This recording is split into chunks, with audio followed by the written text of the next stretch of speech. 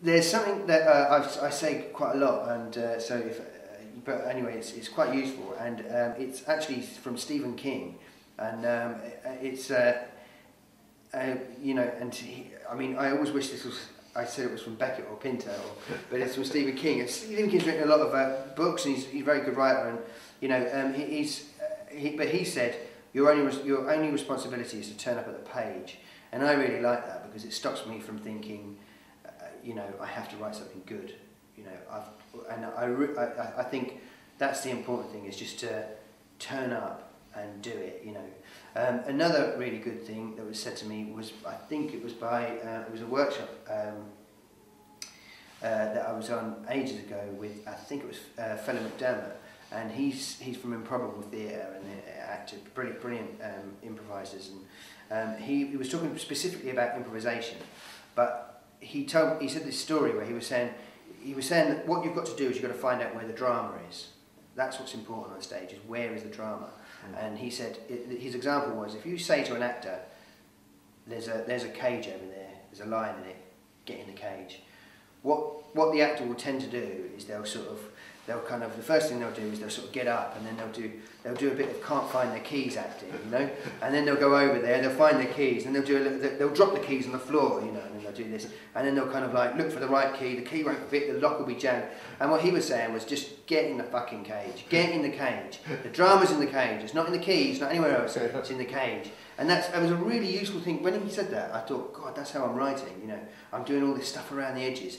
I'm not getting to the bit that we want to see, you know what I mean? That was really useful.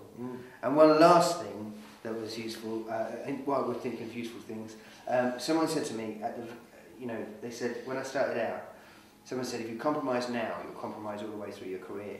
And it was a really useful thing to say, you know, because I think that's true. I think writers very often think that when they get, there's a moment in the future when you get successful and you get the things you want, and suddenly you have power and all of these things, and you know, that's when you can be the writer you want to be. And now what you've got to do is anything you need to get you there.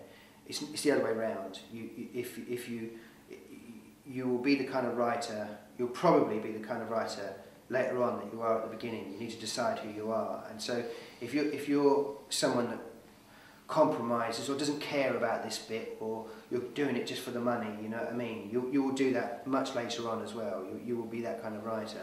So it was really good advice. Yeah, so that's about internal compromises as well as external compromises? I think it's about, personally I think it's about all compromising. I think it's, so I think one thing that happens a lot is that writers take jobs for the money because they need the money. My view is that probably should find another way of making money until you can, this is if you want to be a playwright, until you are being supported by the writing, because which is what I did. I worked in pizza restaurants and things like this, and I think because otherwise you won't be putting everything you've got into the writing. You'll be doing an episode of something that you don't really like, and I think that's actually it's a false economy. I think it's a compromise you shouldn't be making. But I think there's also compromises you make day to day in the writing itself. So I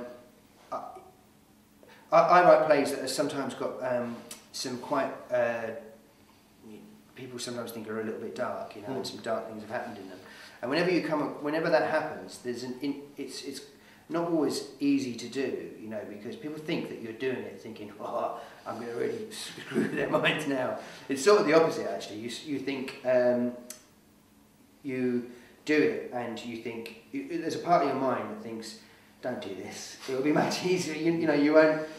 That people are just going to give you grief. Really, don't do it. But the thing is, if you sort of believe in playwriting, if you want to be a playwright and you believe in it, you've got to do the things that you believe in, even if those things people aren't going to like. You know what I mean? And that's one of the hard things, actually. That's a hard struggle that you have all the way through your career, because there's always influences on you. There's always moments when you're thinking, I won't do that because, you know, it's going to be easier for me not to do it, or that's going to do that, you know. But actually, you've got to write the thing that you really believe in. And it's not just about sort of violence, things like that. It's also about, like, for example, you know, maybe it's people want political plays at the moment, and what you want to write is love stories. You know, you should probably be writing love stories if that's what you want, even if that's not what people you think are going to go for, you've probably got to write the thing you care about, I think.